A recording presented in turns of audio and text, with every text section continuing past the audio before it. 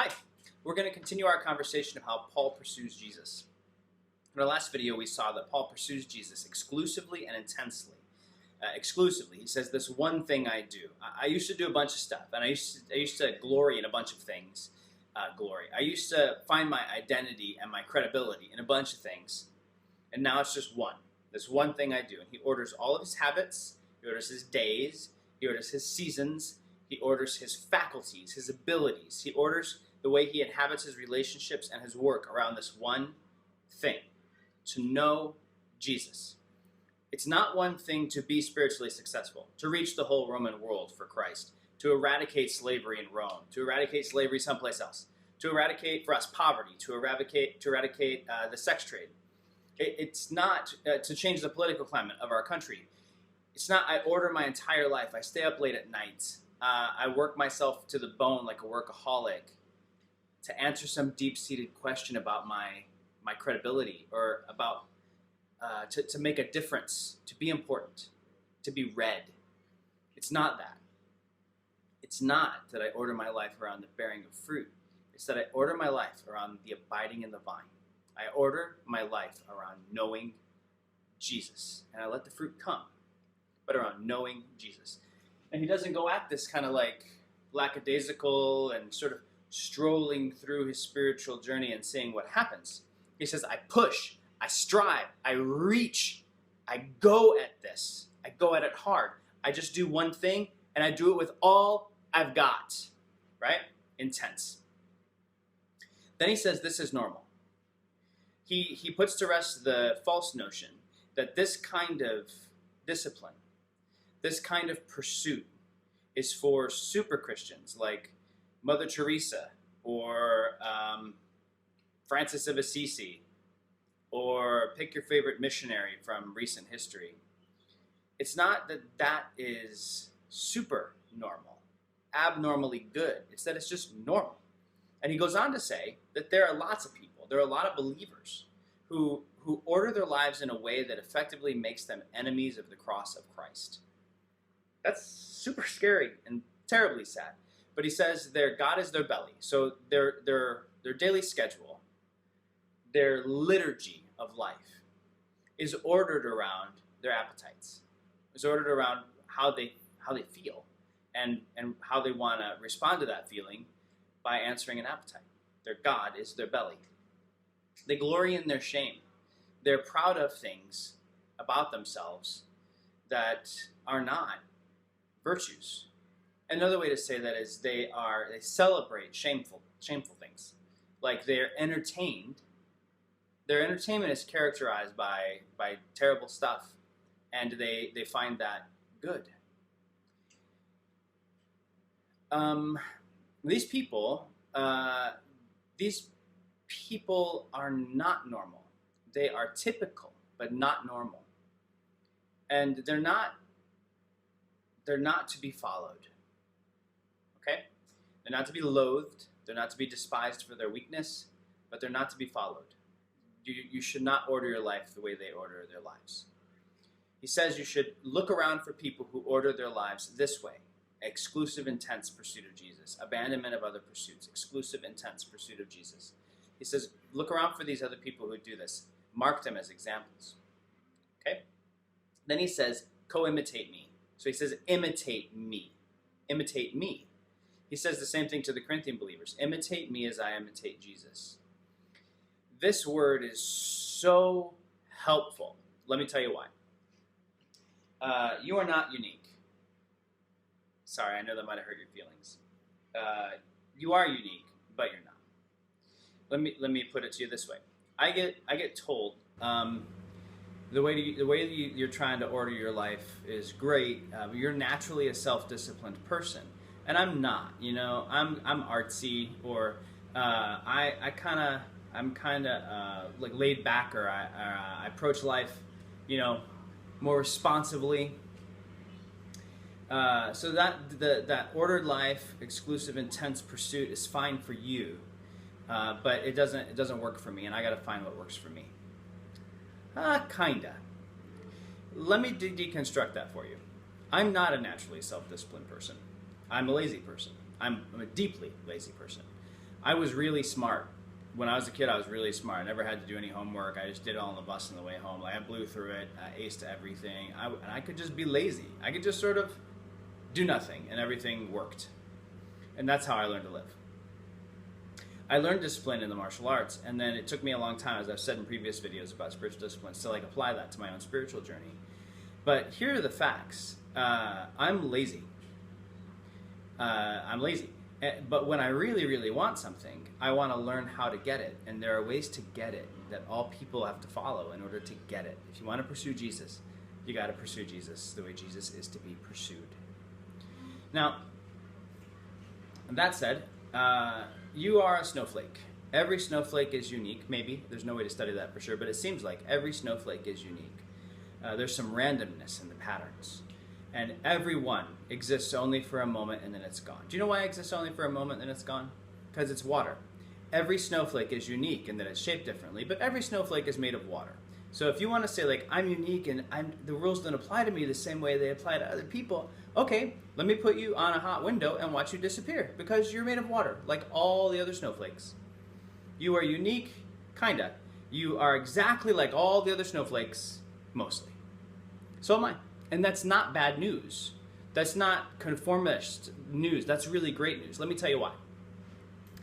Well, let me tell you another way you're like everybody else. Do you know how much of your genes you share with every other human on the planet?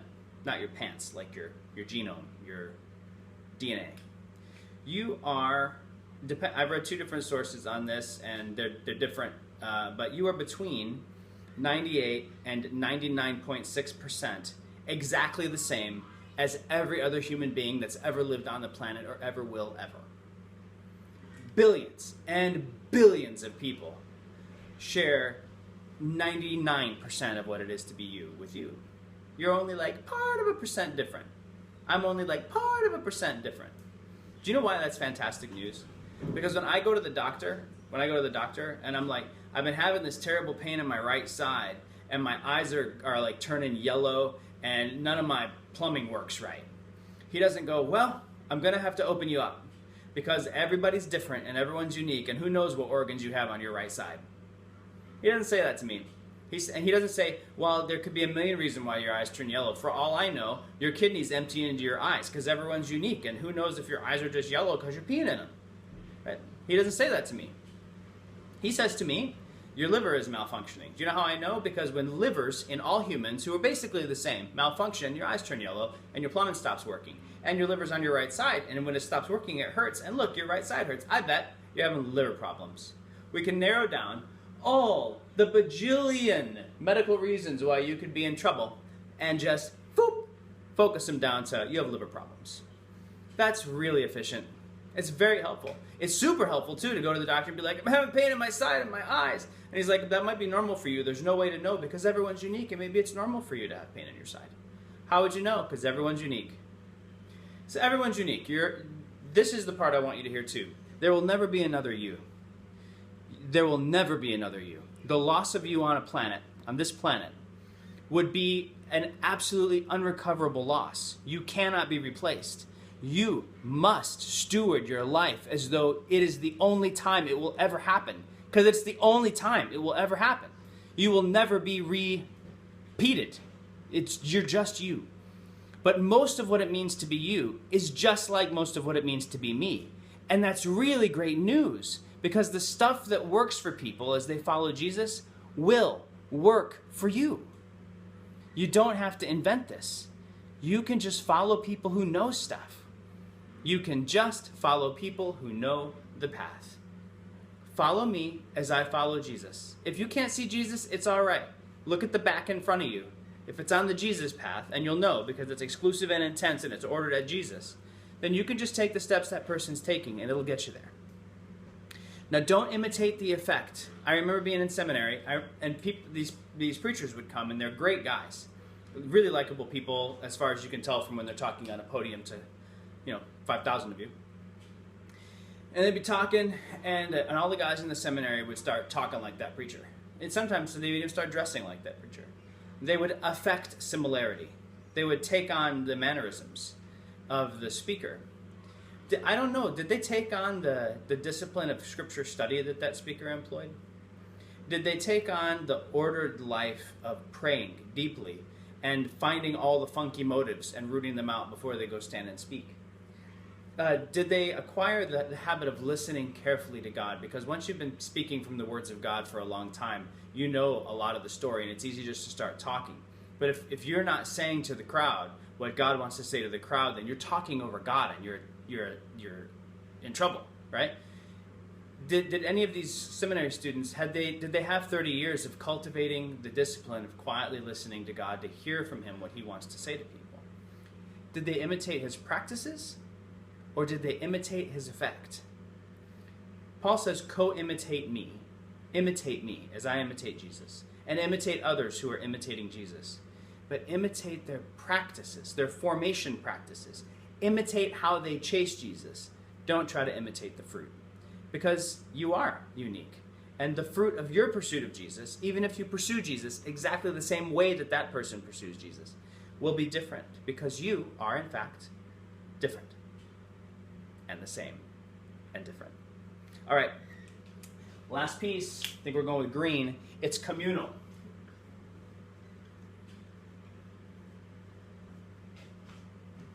Paul doesn't just say imitate me. He says be co-imitators of me. The way it reads in Greek is sin imitate, not sin like be a sinner. It's sin S-Y-N, like synergy or synthetic. Together. Together. So together imitate me. Be co-imitators of me. Co-imitate me. Do this together. The pursuit of Jesus is a team sport. Your heart is complex, and you will never know the bottom of it on your own. It will take other eyes to help you see where you are disordered or falsely attached to things. You won't have the energy to sustain it. I have a friend, Richard Nelson. I was like just in the doldrums of like just dull, just spiritually dull, and I was like, man, what do you do when your heart's just cold? And he says, I just stay with the brothers. I just stay with the community, because other ones are hot. And while they're hot, I can just stay with them, and I'll draw heat off them, and slowly my heart will warm, and then we'll keep going together. You know, I'll just stay with the pack, do it together, stay with the pack. And then when they're cold, by the time they're cold, I'm hot, and they can live off my heat. But we just stay with the pack. And Paul actually says that. If you're thinking differently than this, he says, God will show you, but mind the same rule, mind the same thing. Like think through this with us. Stay together in the same pursuit, on the same journey, doing it the same way. Stay in the practices together. Inhabit the practices together. It's communal. We do it together. It's a team sport. One place Paul directly says this to a younger worker, and I'll just say it to you, because I'm actually treating you. I know for some of you, this is a high school class. For some of you, you're just watching a vid on YouTube. But I'm doing this because I want to strengthen people who want to help the world, who want to chase Jesus and have the effect of the pursuit of Jesus alter the shape of the world around them. So let me, with Paul, say this to you. You're going to hear something that sounds like abandon and pursue. You're going to hear pursue. You're going to hear do it together. Okay? Let me say this. This is what Paul said to Timothy just before Paul died. So, flee youthful passions and pursue righteousness, faith, love, and peace, along with those who call on the Lord from a pure heart. All right? Flee the things that your culture has ordered itself around. Flee slavery to your appetites. Pursue the virtues. Pursue Jesus, in whom the virtues lie. And don't try to do it by yourself. Find friends who will go there with you. Friends who really honestly want the same thing. They pursue Jesus out of a pure heart, and do it along with them. Co-imitate the people who are imitating Jesus with all your heart, and only do that. All right, peace to you. Grace, grow slow.